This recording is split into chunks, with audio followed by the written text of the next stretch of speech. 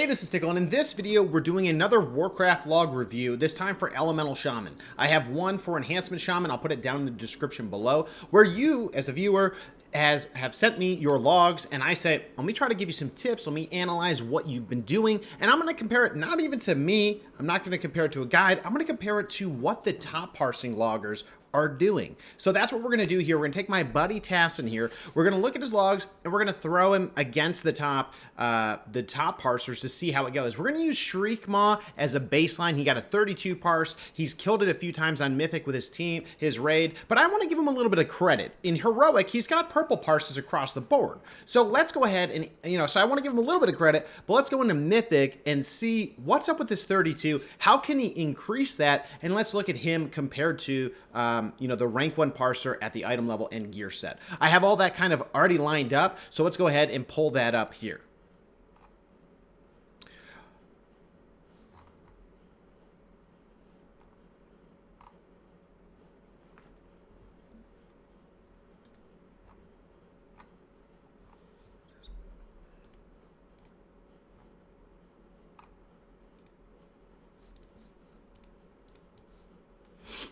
All right, so looking at this, I'm going to split my screen in half like you've seen me do before. On the top section, I'm going to go to Shriekmaw, Mythic Shriekmaw. I'm going to go to 212 to 214 item level because my buddy is 212. And I'm going to look. Here are the parses. We're going to take the very top one because it's the same talent build that my buddy who will be down here in the bottom, Tassin, is running. I'll show you, right? You always want to compare people. If you're trying to look at the log reviews, you want to look at people that have the same covenants, the same item level-ish, and the same talent build. Everything kind of as close to the same as possible.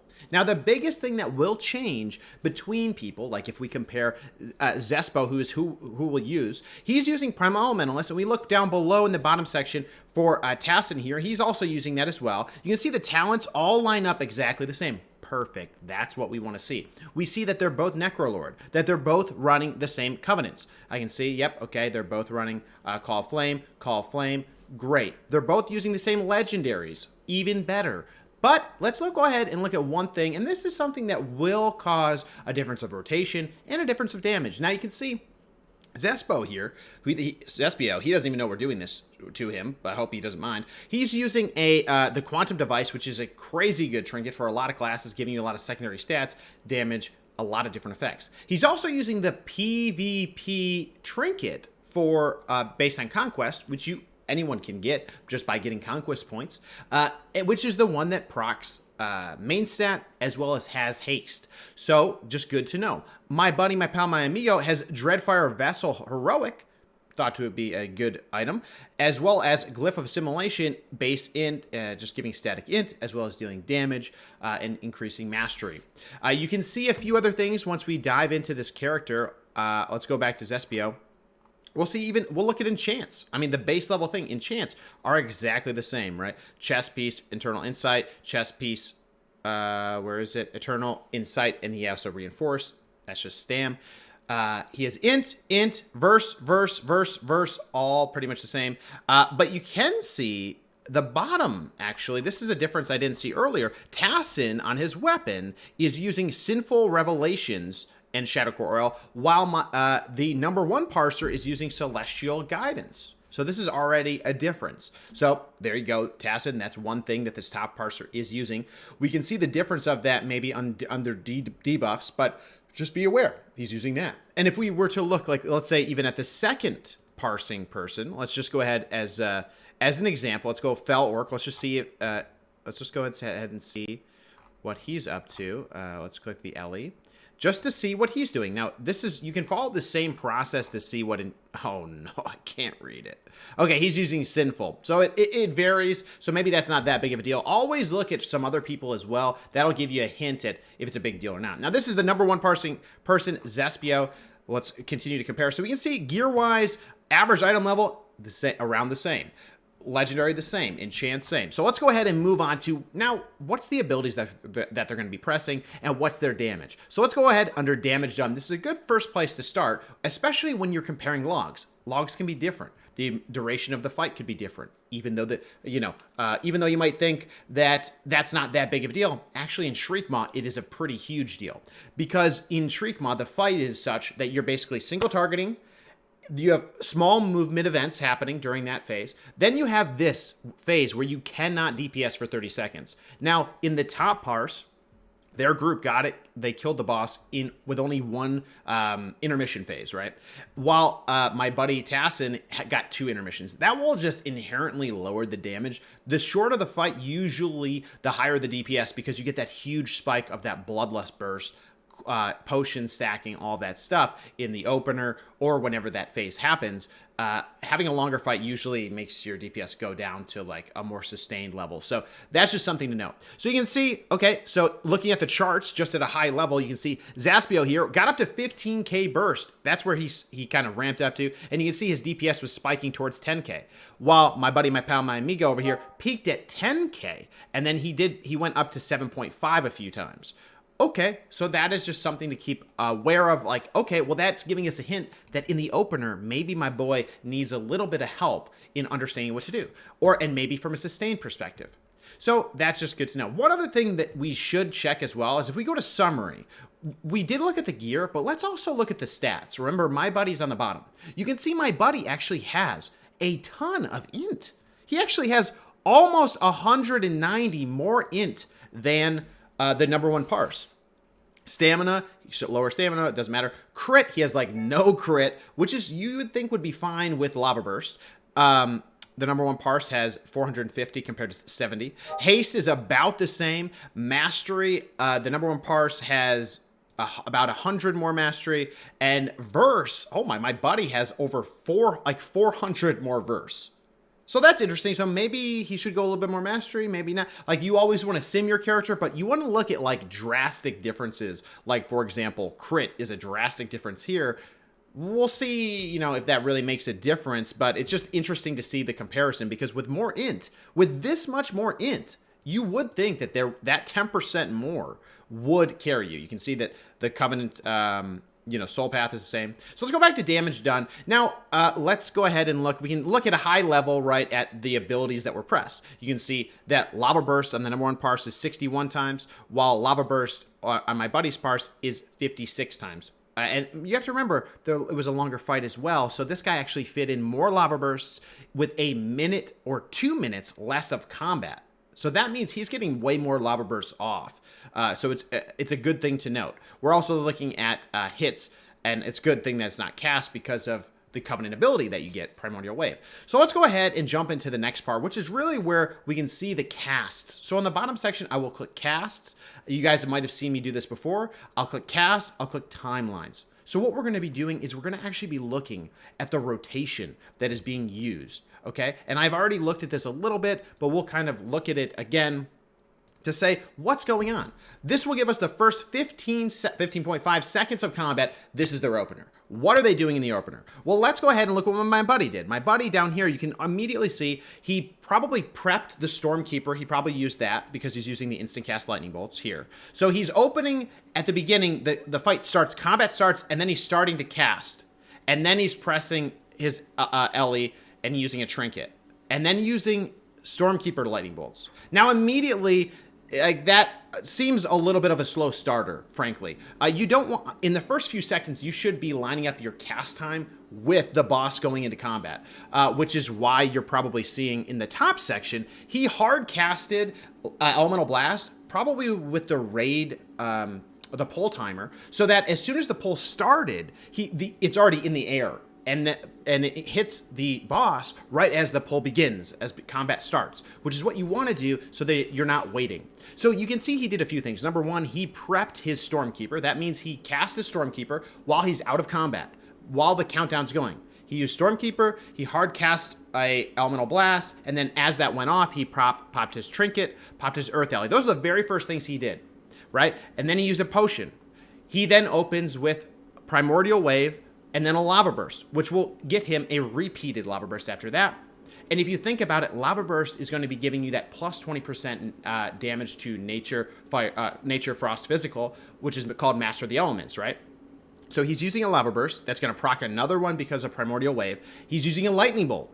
That is getting the 20% buff. He's then casting another Lava Burst, and now he's up to Max Maelstrom. He's using Earthshock, spending that Maelstrom. And he's getting, again, another 20% increased nature damage buff. Then he's going to cast, got an instant cast proc, cast Lava Burst again, and then he uses his last instant cast Stormkeeper. So if we just cap it off here, that is the opener for this man, and that is doing a lot of damage. You might think to yourself, this is a long time to not use those Stormkeeper bolts. Well, it doesn't matter. If you have higher priority spells to use, you should be using those. That'll maximize the damage, and making sure you get that 20% increased damage is increasing that Stormkeeper even more, and the 100% chance overload. So let's go ahead and see this ideal setup. Let's compare it to my buddy down below again. So again, slow start. 2 seconds in the fight, he's done no damage. He finally gets off his Elemental Blast. He uses his Fire Ellie a second and a half after the number 1 parse. He then uses 2 instant cast Lightning Bolts. None of these are buffed, by the way, by Master of the Elements from doing a Lava Burst. The other thing we don't see on either of these is Flame Shock. Flame Shock might have been an earlier global, even the first thing that they put up on the boss. Maybe that's why it's not shown here. Oh, no, sorry. Primordial Wave and the top parse shows that applies Flame Shock, and it actually puts Primordial on cooldown. Very smart. While in the bottom, we don't see a Flame Shock at all, actually. He must have used it probably on pull. Oh, no, he uses Primordial. Okay. So again, we see these are not getting buffed by Lava Burst. You need to filter those in. You might be feeling like, oh, dude, I'm going to run out of the buff. I'm going to waste them. Don't waste them. But make sure, if you can, you'll have 2 charges of Lava Burst. You want to make sure you use those first. So we can see Elemental Blast, Fire Ellie, these Lightning Bolts not buffed. Then we see Primordial come out. We see a Earthshock, which is probably dumping the Maelstrom you generated by all of these abilities. And then you go into Lava Bursting, right? You use your instant cast Lava Burst, another casted Lava Burst, Lightning Bolt, Lightning Bolt. Now, again, you can see in the top section, we're now like going to move on from the first 8 seconds. The, number 1 parse is casting Lightning Bolts. Well, okay, you don't have Elemental Blast. You don't have Lava Bursts. You don't have enough Maelstrom. You have to do it. And you have to do that. I mean, this is part of the LE rotation as the filler ability.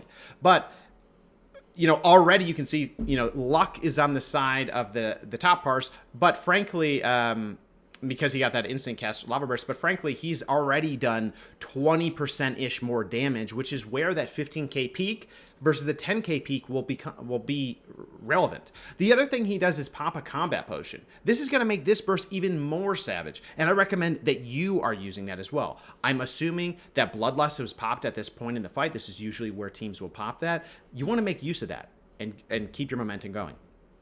All right, let's move on from this. The 2 Lightning Bolts cast, and you can see Lava Bursts are coming out from both of the Shamans, spending your Maelstrom, using Elemental Blast, etc. So let's go to the next 15 seconds. And again, we won't go through this entire thing, but I want to just go through just enough to observe certain things that happen so that you can see, hey, maybe I'd do that.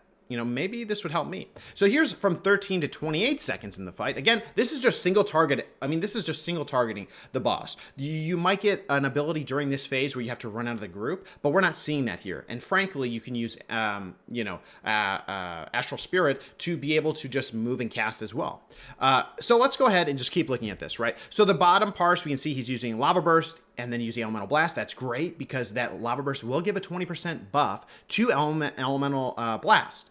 Now, we can't control what buffs Elemental Blast will give you, but that's just RNG, and we won't really need to pay attention to that. So we can see in the bottom, right, casting Lightning Bolts, Earthshock, Lava Burst. So this is kind of like basic rotation stuff, right? But what you can see is that you're chaining Lightning Bolts in the bottom, while in the top, you can see he's doing a similar rotation, casting Lightning Bolts, but not usually back-to-back. You can see he's using Earthshock, he's using Lava Burst, and then to another cast. And again, this is all about utilizing that 20% buff. So Lava Burst, this is a proc into a Lightning Bolt, casting Lava Burst into a Lightning Bolt. Earthshock, so maybe he didn't have the Lava Burst to be able to buff that. So, anytime you can include a Lava Burst, you want to, not only because it does so much damage, but because it buffs the next thing you do by 20%.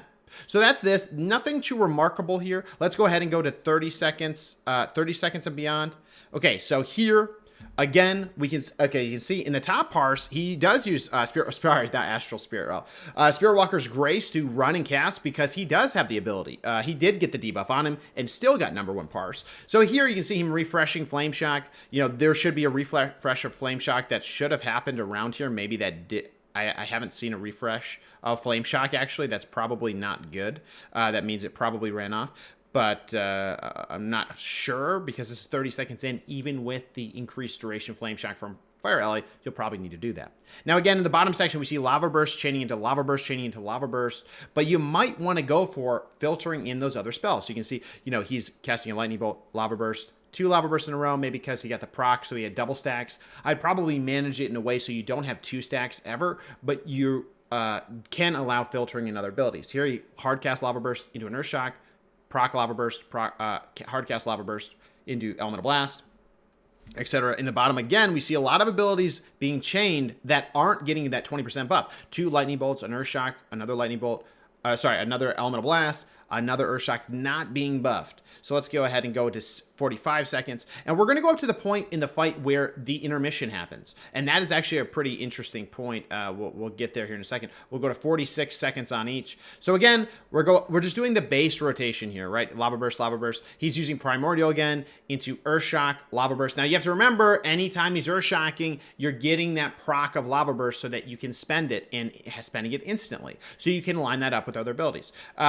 So down and below, maybe he got the debuff, so he stopped casting here because he ran out, didn't use Spirit Walker's Grace to be able to keep doing the DPS rotation.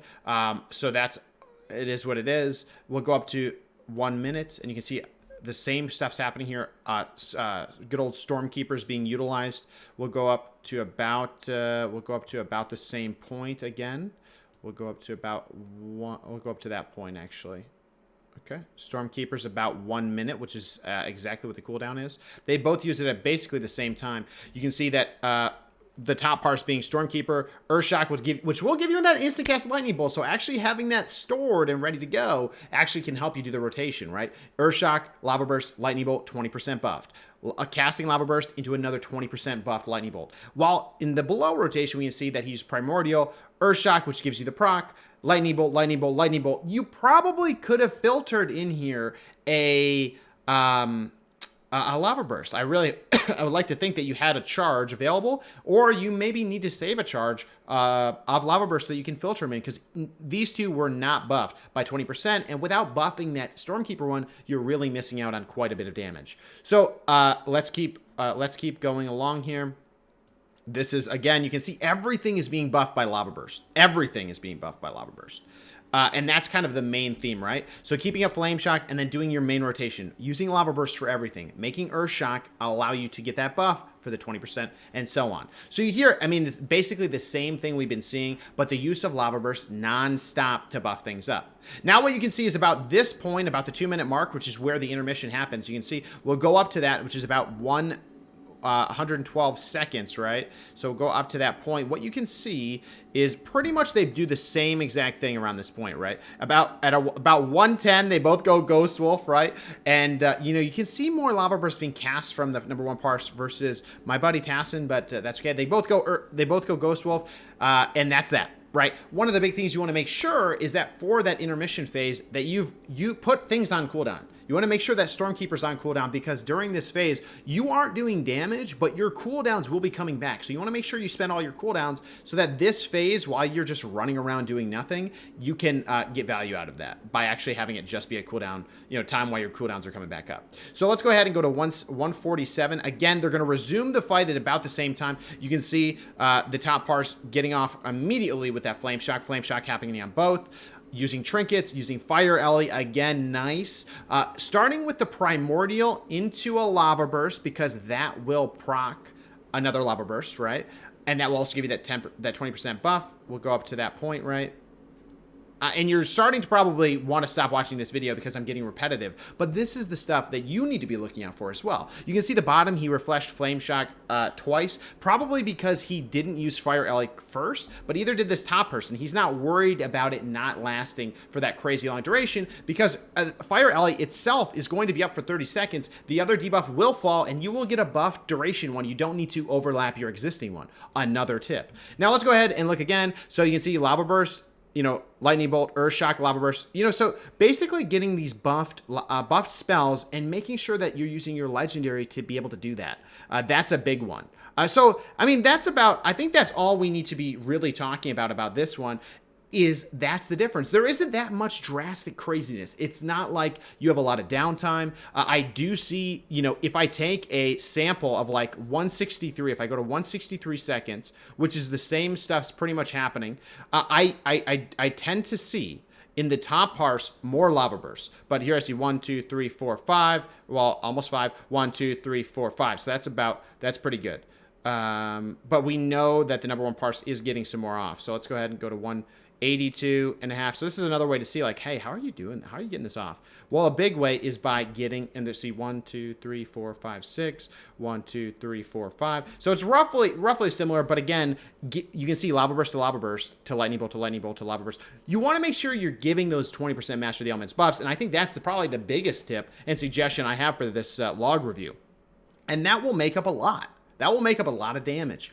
So I would recommend that's pretty much the biggest change here. Otherwise, that's it. I mean, the use of Stormkeepers here, you need to make sure you get those 20% buffed. But otherwise, like here again on the bottom, you can see Stormkeeper, Lightning Bolt, Lightning Bolt. You cannot do that. You have to have Lava Burst into Lightning Bolt because the Stormkeeper will ensure that your next Lightning Bolt will do increased damage, but it will overload. So you're getting 2 bolts hitting the target. You need to make sure both of those bolts get buffed by 20% through that lava burst. So that's critical.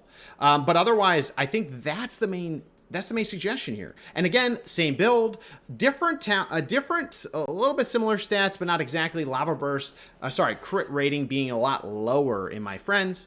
But that's about it.